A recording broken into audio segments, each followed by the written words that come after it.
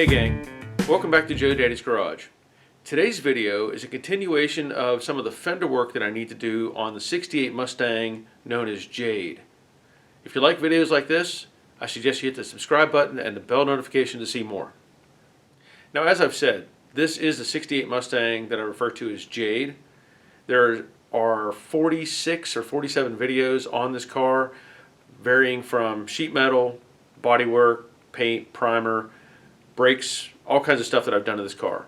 So I suggest you go look at the playlist and have a look at all those videos if you're interested. In this video, I want to address a problem that I'm having with the right front fender. I have done some repair work to this fender, as I've showcased in other videos, and during that repair work I pointed out that there was some damage that you really just couldn't fix, like shallow dents that you just can't dolly out and make perfectly smooth. So it always needs some filler to address that sort of thing. And that's what I'm going to take care of in this video. I want to make sure that the fender and the headlight bucket join together smoothly so that there's no offsets and that it looks good once it gets to final paint. So that's what this video is about.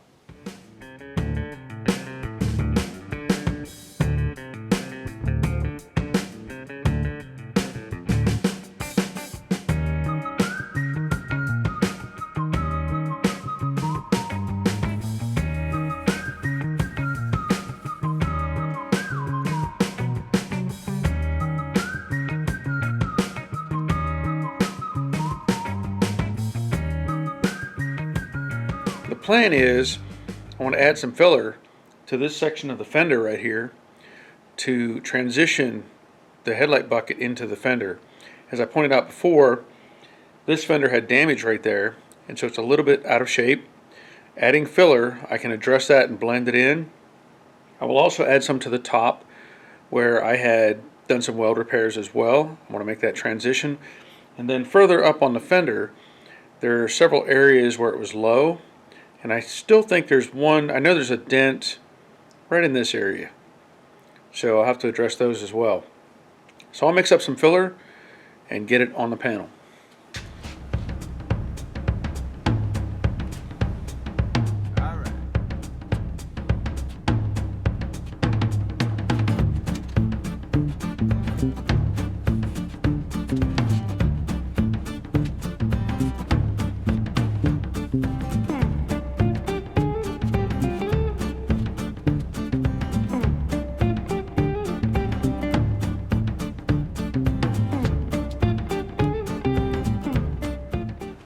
This is a very light mix.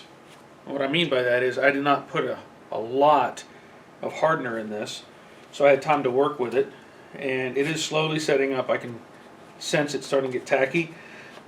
Even though this looks like a lot of material, most of this is going to come back off. I just need to get that transition to look right. And of course up here is where I did the weld repairs, so I just need to address that. Little dent here, small deflection here, and there was also a dent high and low on either side of this. So I think that's most of it. It may take a couple more little spots that I have to find. I remember there was a couple little dents, so I have to find those, and then we'll go from there. Alright, now I'm going to do some block sanding. Typically I use, and people can choose whatever sandpaper they want, I use this 3M P100 100 grit to get started, and then I'll go up to like a 180. But this is what I use, available on my Amazon page. I also use a variety of Durablocks. Round one. This is my longest block that I use. Some people like a longer block. They're available. These are also on my Amazon page, so you can check those out if you like. Along with that, I don't even know if this is a Durablock or not, where this came from. This is like a half moon. And what this is for is you can put on the Velcro paper.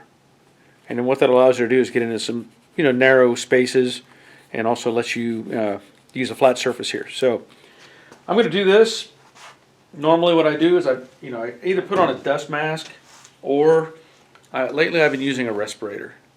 I just feel better about the respirator because even with the dust mask on, I can still get debris, and this just makes me more comfortable. Now, of course, the plan is to just really start knocking this down all over in these various areas and looking for a high spot. Once I hit that high spot, I want to stop. I don't want to keep sanding away, because you'll just dig away more material that you have to add to later. So I'll hit that high spot, and I know it's going to be close right here on this edge. I don't know if you can see it in the camera or not, but there's already color showing through here, but I can at least get started. Same way up here, you know, it's already showing color at the edge here where the bucket is, but I still need to knock it down.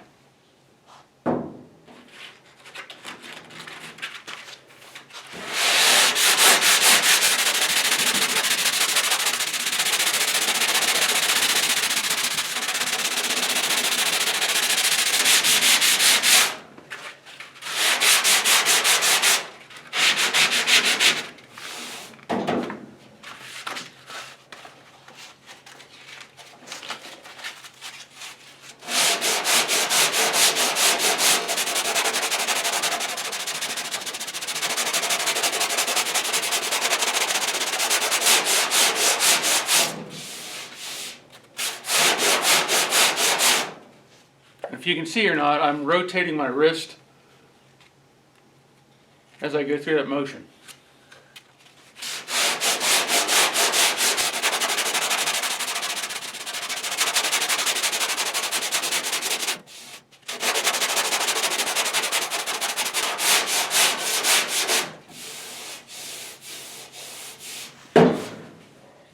Now this is what I'm talking about when you hit high metal. That's bare metal right there. So I've gone through the epoxy, but my dent is right here. So I'm going to work this down more, because I can see, like here, this is a sharp edge on the filler. That's not going to help me at all. I'm not going to try to hit this very much more, because this has to get built up more to make the shape right. So I'll sand this down through here, and we'll see how it looks.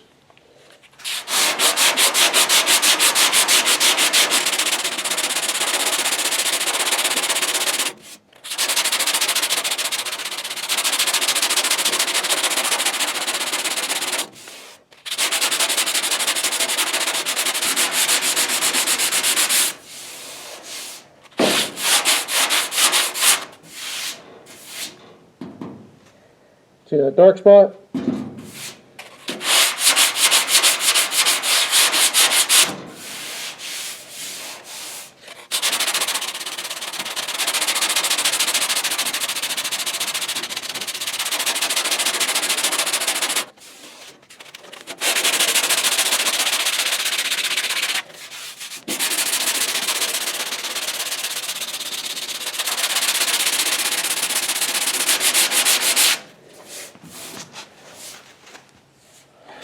So now, bare metal, some bare metal, but I wanted to do that so I could show you this is still low right here. I almost have this gone, so I'm just going to keep working this edge down, because I want to maintain this body line.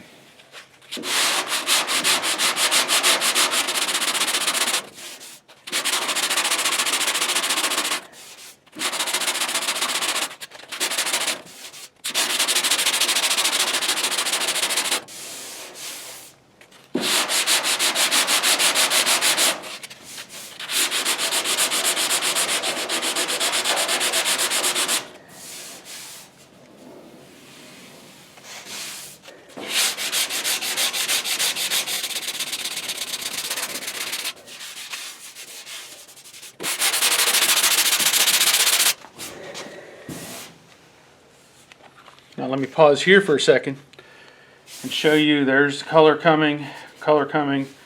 This, I think, is good where it was in just slightly.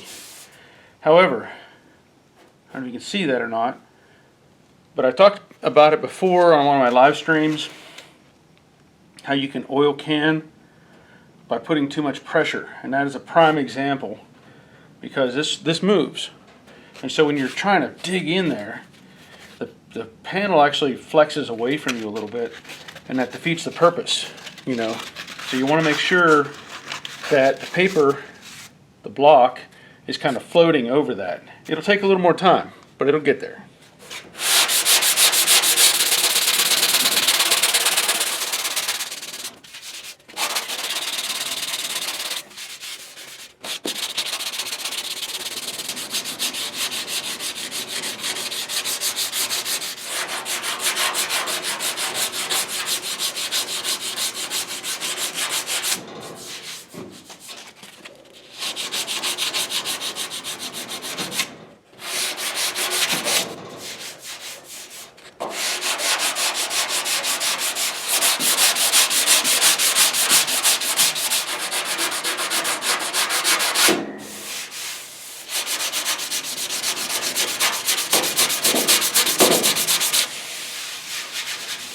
I think you get the idea what I'm trying to say about bare metal, low areas. So I'm going to have to add more filler here. This may be okay. I don't see any interruptions. You know, this is high, but this flows nicely.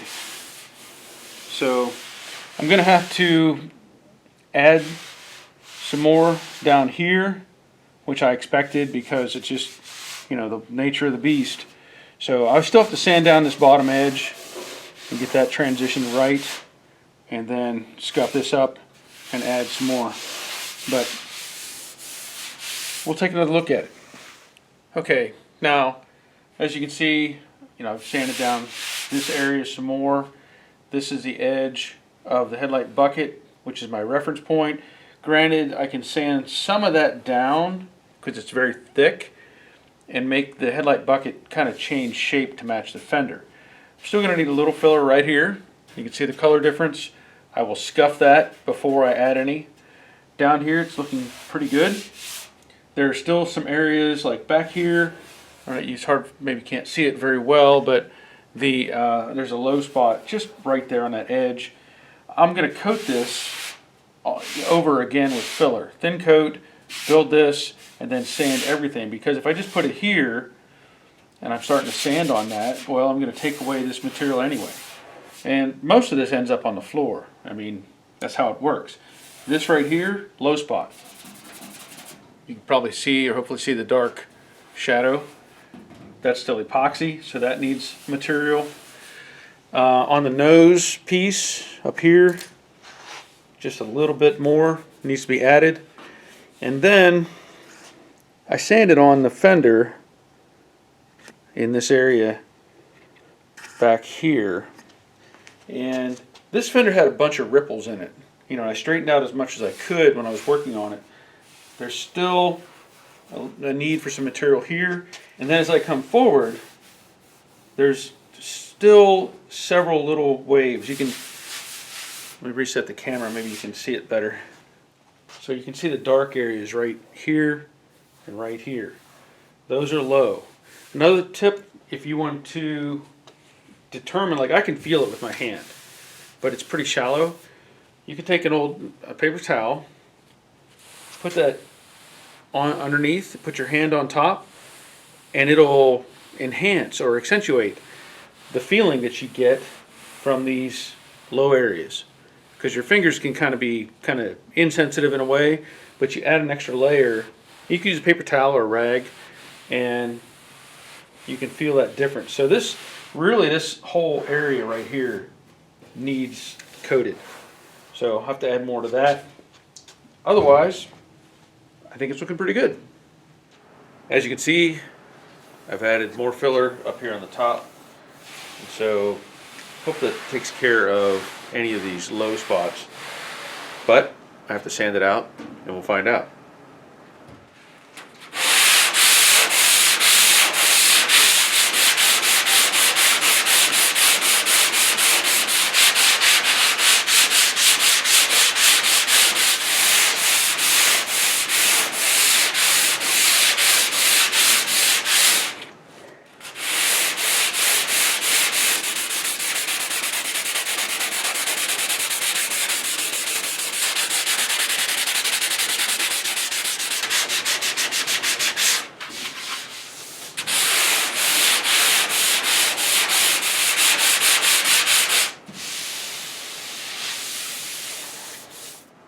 most of this is sanded back off. This would be considered a high point right here. And what you want for an appearance whenever you're doing this on the, trying to blend stuff together, is you want it to look feathered out, like there's hardly, like you can start to just see through the filler. So that looks really nice. Over here, let me back up. Over here, this is a high spot. I didn't sand through the epoxy. I stopped myself. And that feels pretty close. I'm getting a little bit of a hand sensation that this section right here is just a little bit low. Otherwise, if I take it to the back a little further, again, high point. I did not go through the epoxy. You can just see some high points back here. Again, that's the edge of the fender, so I don't want to mess with that. Everything else, it's feeling really good. Now, I'm still going to do some more sanding because I want to make sure this transition isn't a hump. And that's one of the hardest points because you're working in such a small space that you can't come across and really do a big movement on the block. So again, crisscross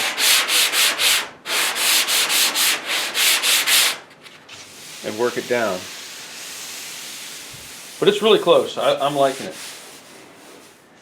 The top part of the fender is looking very good. It's hard to see, but there's a low spot, just a little low spot right there. And as I point out, when you see that, and what it is, I don't know if I can show a good enough angle on that. Let me move the camera. So if I take this light and I shine it across, hopefully, maybe, you can see what I'm referring to with that shadow area. I know it's hard to give you a good assessment, but you can just see maybe a little bit of that pocket of low material right here. Or maybe no light at all. I don't know. But that's the part that's going to need a little bit of filler. Otherwise, the rest looks good. Now, on this lower section, this little half moon piece has been great because, while I need the longer block, this can get into these tighter spaces, underneath this turn or this radius, big fat radius. Down here in this corner, it allows me to get down in that transition piece here. I don't know if you can see it very well, but there's the epoxy coming through, so that's a stop point. I don't want to go any further. Up here, again, I've got the line of the headlight bucket showing, and there's just a small area right here that needs a little bit of filler. And once that is in place, this is pretty much done. This is feeling really good. Up here, I still need to sand this out. And again, I can either use this half moon piece, or I can use the round block.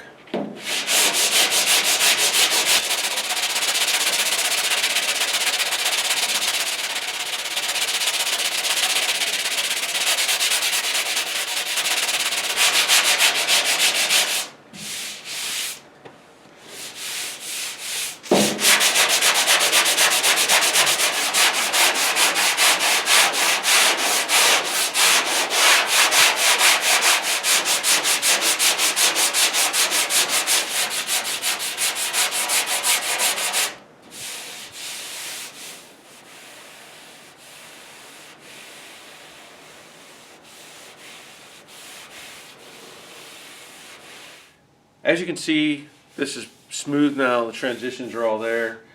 The next thing I would need to do is take this bucket off of the fender and then address any kind of break or damage that may have occurred to the body filler. I don't plan to use gaskets with these, so I want a transition that's going to be right on the money, make sure it's smooth. So I'm going to remove this bucket and go from there.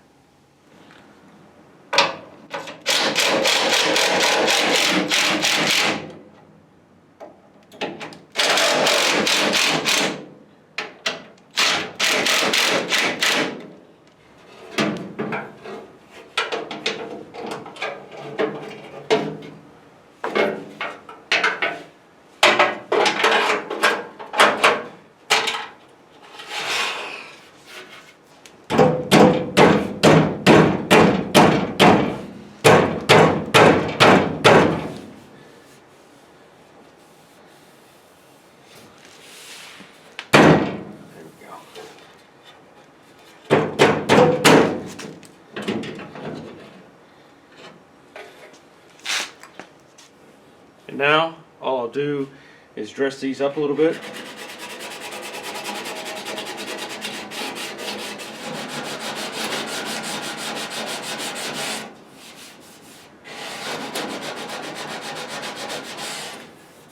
I'm going to take some finer grit. This is just happens to be an old piece of 400, and I'm going to round off that corner, because you know the body lines, they would not have had a crisp 90 degree. It has to have some sort of radius.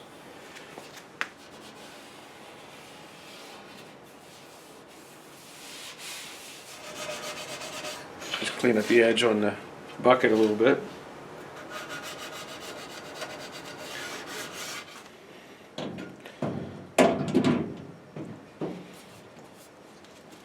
And there it is.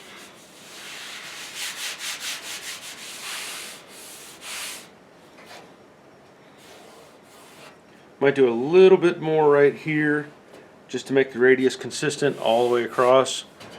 Maybe you can't see that very well. I was trying to say I might do a little bit more tuning right here just to make the radius a little bit bigger, let's say, and so it looks consistent all the way across. But yeah, much happier with that.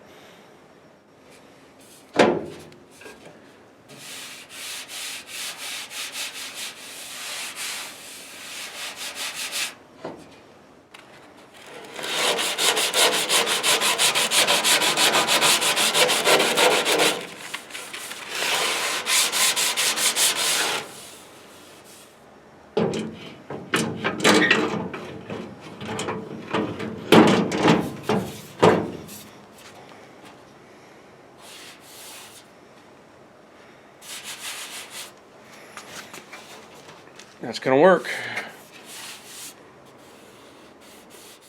Well, that's gonna be the end of this video. I hope you found some useful information for your project. If nothing else, I hope you just enjoyed the video and watching it, maybe learning some things.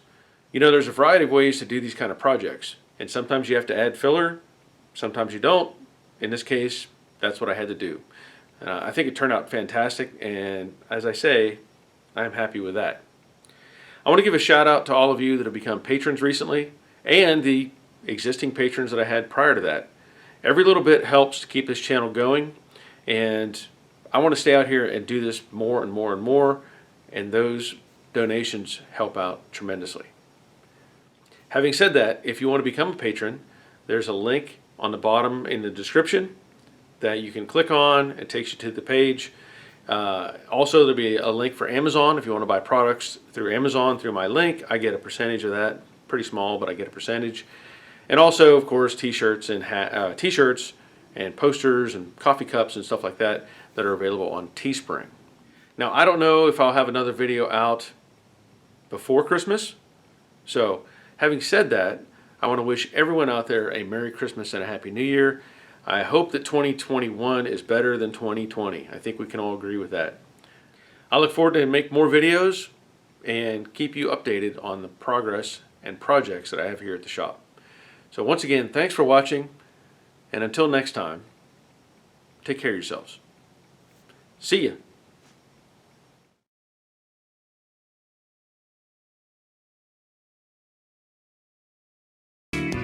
Well, that's going to be the end. No. The need for some material here, and then as I come forward, whoops, there's the air hose. They call me Dusty. Sometimes. As that is being said, and saying that, I really want to give a shout out to all of those, or if nothing else, kept you entertained for whatever period of time this video ends up being. So, I want to thank all of those that if nothing else, I just hope you liked watching the video itself. At this point, this may or may not be the most exciting video. You know, I'm trying to show sanding techniques. See ya.